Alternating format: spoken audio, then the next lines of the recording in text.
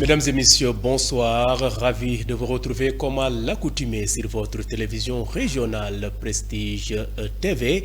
Il est 20h et merci de nous suivre pour être au diapason de l'actualité d'ici et d'ailleurs. Et vous avez raison, la grande édition.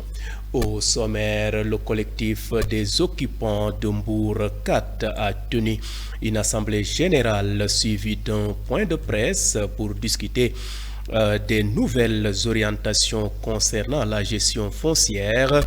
Plus de détails dans cette édition. Le mouvement des jeunes pour l'auto-emploi lance une croisade contre le chômage.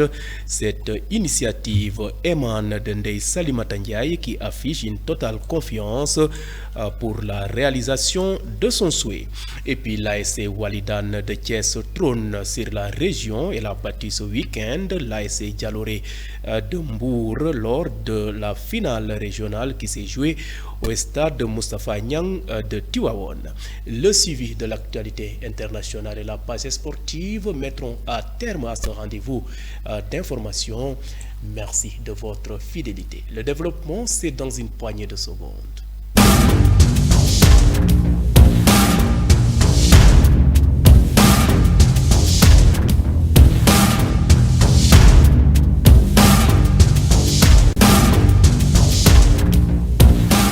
Bienvenue, démarrons ce rendez-vous d'actualité sous forme de brève illustrée à la tête d'une forte délégation, le président de l'Assemblée nationale, El Malik Ndiaye, que vous voyez à travers ces images, a effectué une visite de courtoisie auprès du khalife général de Ndiassane.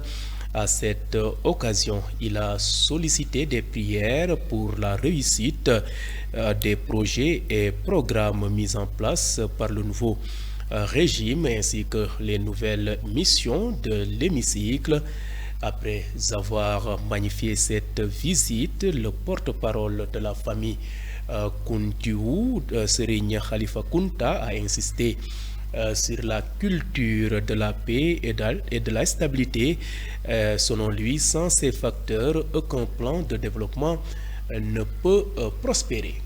Je vous le disais en titre, le collectif des occupants de Mbour 4 a tenu une assemblée générale suivie d'un point de presse pour discuter des nouvelles orientations concernant la gestion foncière en lien avec le dernier communiqué de la primature. Cette rencontre visait à partager les préoccupations des habitants et plaider pour un traitement spécifique et définitif de leur situation. Alun Badji, membre de ce collectif, a porté leur parole.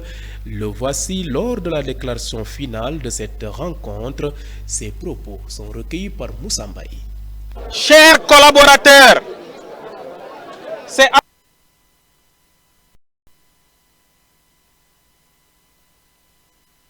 aujourd'hui tous les occupants à une grande assemblée générale suivie d'un point de presse pour mieux partager les nouvelles orientations de la gestion du foncier définies par l'État du Sénégal. Dans le dernier communiqué de presse de la primature portant sur, il a été indiqué des débats ça et là au sein des populations. Cette pratique mise en place par les autorités en charge du dossier de Mbour 4 remet en cause systématiquement le processus déjà enclenché antérieurement. Mesdames et messieurs, chers interlocuteurs, la spécificité du problème de Mbour 4 mérite véritablement un traitement spécifique pour permettre à tous les occupants de réaliser le rêve d'avoir une maison.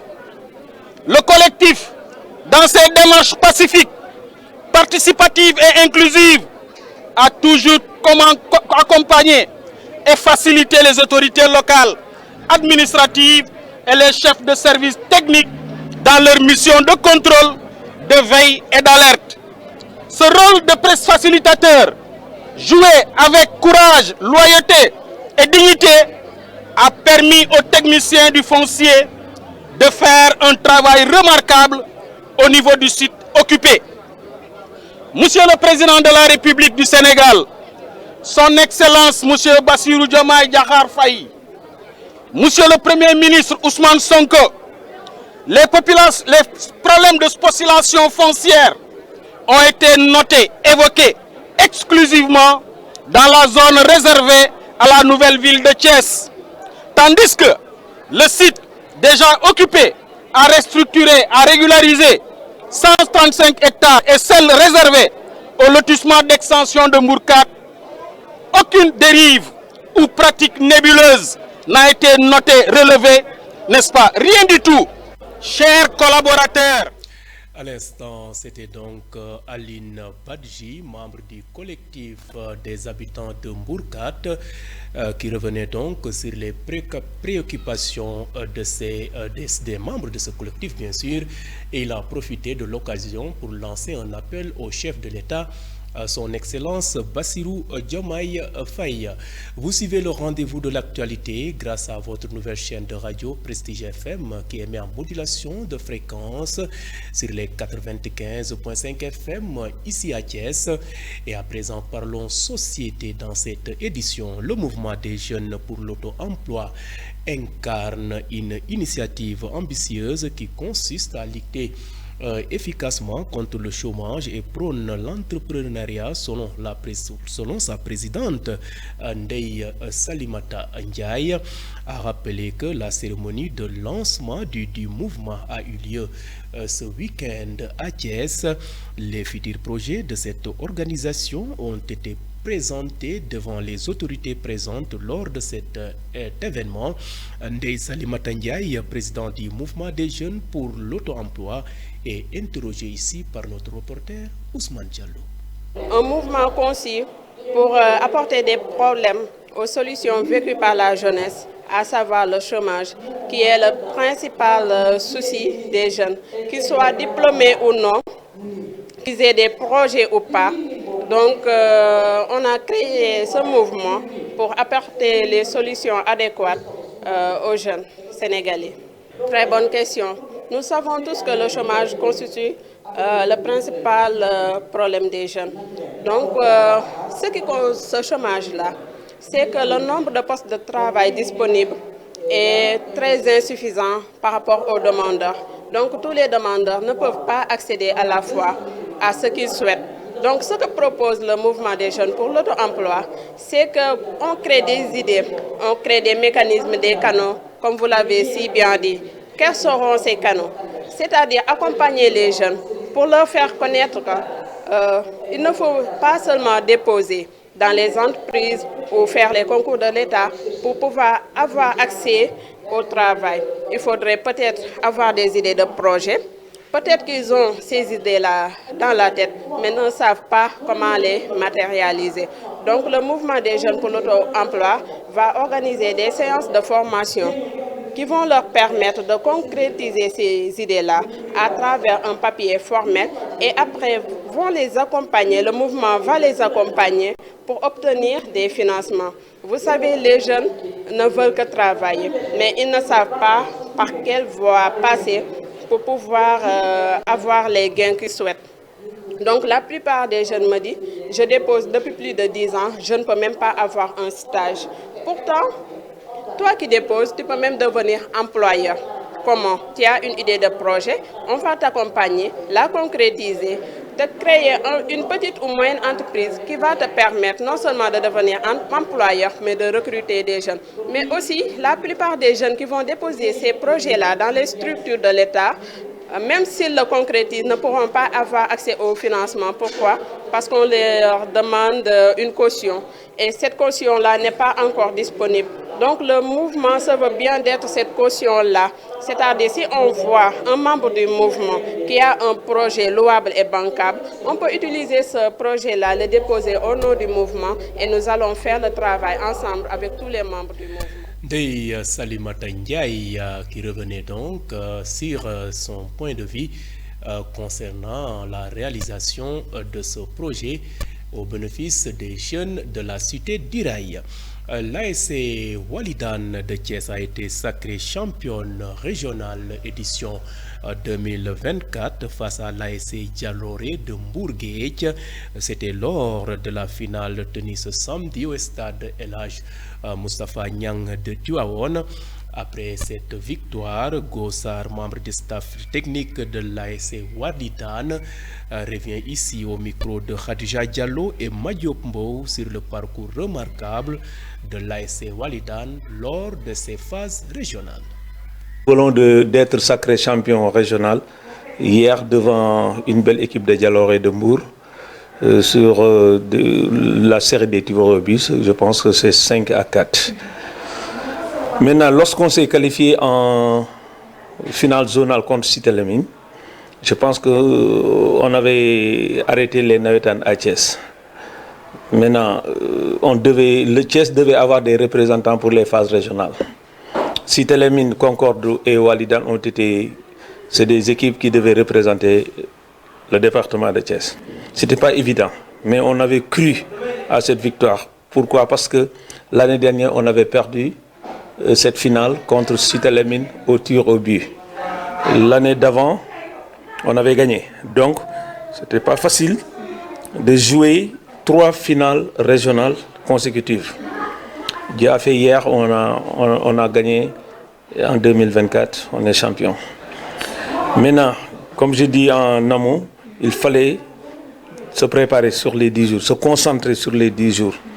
Le premier match, il fallait impérativement le gagner pour avoir une bonne entrée en matière. On l'a réussi contre une belle équipe de Tivaouane, je pense que c'est Dego. Renaissance de Tivaouane, je ne sais pas si c'est Dego, mais on a gagné par tir au but. Maintenant, il fallait confirmer en demi-finale. La demi-finale, c'est un match à part. Il faut gagner cette demi-finale pour voir. Maintenant, chose faite, on a gagné et on est accédé en finale. La finale, c'est un match. Dieu a fait que le gardien a été présent. Il a arrêté le 4e penalty. Maintenant, la pression était de l'autre côté du moment où nous, on avait marqué notre 5e penalty. Maintenant, ils ont raté. Le Walidane est sacré champion. Rendons grâce à Dieu. Et félicitons tout le monde, particulièrement les joueurs. Mention spéciale à l'équipe. Encore féliciter tout l'encadrement technique, administratif, supporters. Mais mention spéciale aux joueurs. Nous voulons d'être...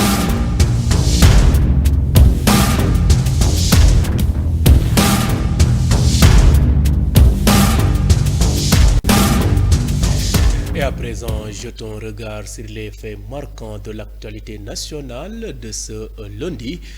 Visite officielle de 3 jours, le Premier ministre Ousmane Sonko en Mauritanie pour renforcer la coopération bilatérale et le partenariat énergétique, nous dit Mambiram Sissegay. Actualité nationale, le parquet du pôle judiciaire financier a été saisi par la CENTIF suite à des rapports révélant des mécanismes sophistiqués de blanchiment de capitaux. Les investigations ont mis en lumière l'utilisation de sociétés écrans pour des transactions suspectes estimées provisoirement à plus de 125 milliards de francs CFA en vertu de la loi numéro 2024-08. Le parquet prévoit l'ouverture d'une information judiciaire sur plusieurs chefs d'inculpation dont blanchiment de capitaux, corruption, escroquerie sur deniers publics et abus de biens sociaux. Cette démarche vise à démanteler le réseau et renforcer la lutte contre les crimes financiers dans un contexte d'exigence accrue de transparence économique. Parlons autre chose. Le Premier ministre Ousmane Sonko entame ce dimanche une visite officielle de 3 jours en Mauritanie à l'invitation de son homologue El Mokhtar Ould Dieye. Cette visite prévue le 13 et 14 janvier se concentrera sur plusieurs secteurs stratégiques de coopération entre les deux pays: l'énergie, les transports, la sécurité, la pêche et les conditions de séjour. Ousmane Sonko aura également une rencontre avec la communauté sénégalaise établie en Mauritanie. Cette visite intervient dans un contexte particulier marqué par une avancée majeure du projet gazier transalière Grande Tortue AIM GTA. A. Terminons avec le syndicat autonome des enseignants du supérieur SAES a manifesté son mécontentement envers l'État du Sénégal ce week-end lors d'une assemblée générale tenue à l'amphithéâtre Amadou Tidjane Ba de l'université Assane Seck à Ziguinchor. Les membres du bureau national ont exigé le respect intégral des engagements pris par le gouvernement, en particulier ceux relatifs aux allocations des pensions de retraite issues du décret adopté en Conseil des ministres en février 2024. Face à cela, il qualifie de lenteur inadmissible. Le SAES a annoncé le dépôt d'un préavis de grève à partir de ce lundi 13 janvier 2025. C'était tout pour cette partie de l'actualité nationale.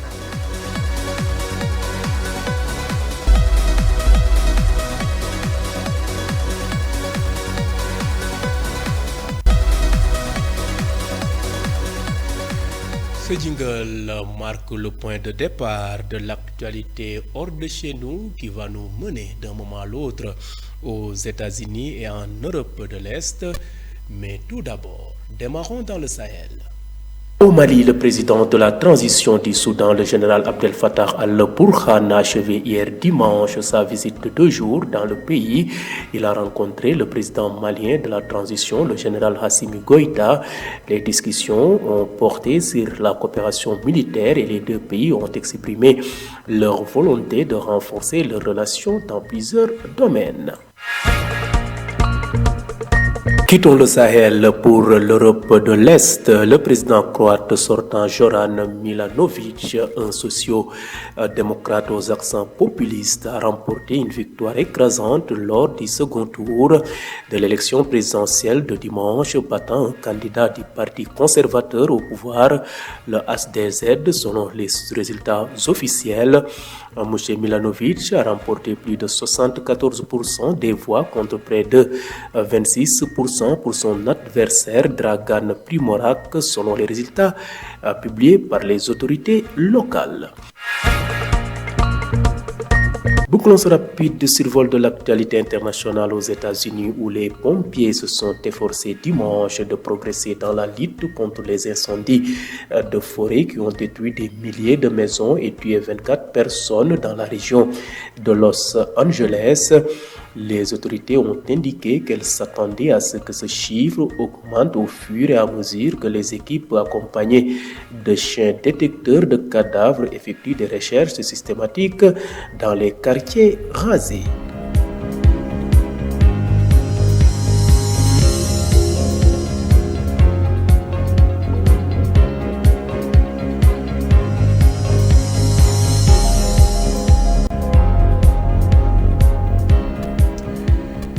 À présent, bouclons cette édition par une note sportive.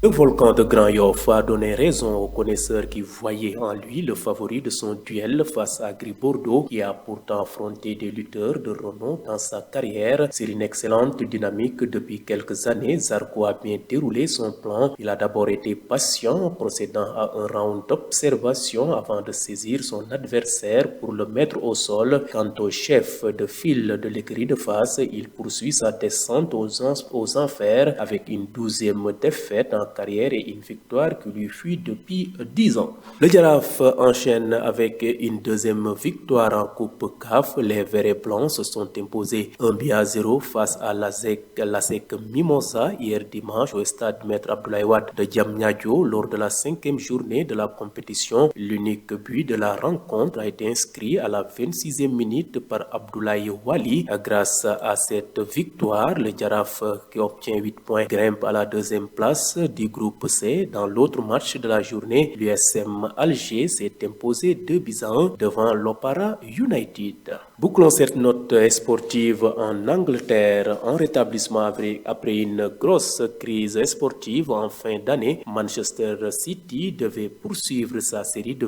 2 victoires consécutives et devrait surtout se qualifier pour le tour suivant de la Coupe d'Angleterre contre Salford, équipe de 4e division, avec une formation remanié au vu de l'adversaire. City n'a mis que 8 minutes pour ouvrir le score grâce à Doku avant que le jeune Moubama ne fasse le brick. 2-0 à la 20e minute. En fin de match, Doku s'offrait un doublé avant que Mak Attiri, a déjà apparu en première ligue de cette saison, ne s'offrait un triplé portant le score à 8-0. Avec la manière, Manchester City rejoint facilement les 16e de finale de cette coupe. Le volcan de Grand. Mesdames et messieurs, c'en est tout. C'était le rendez-vous de l'actualité de ce lundi 13 janvier 2025. Vous étiez trop nombreux à nous suivre à l'étranger grâce au réseau IPTV. D'autres optent pour nos différentes plateformes, à savoir le site d'information www.prestigethies.com, les pages YouTube et Facebook Live de Prestige. Et mention spéciale à nos auditeurs qui nous ont suivis grâce à cette nouvelle chaîne de radio Prestige FM qui émet en modulation de fréquence sur les 95.5 FM ici à Thiès. Et gardez la fréquence sur les 95.5 FM d'un moment à l'autre. Fatou Fall Gueye pour le suivi de l'actualité en Wolof. Merci et bonne fin de soirée.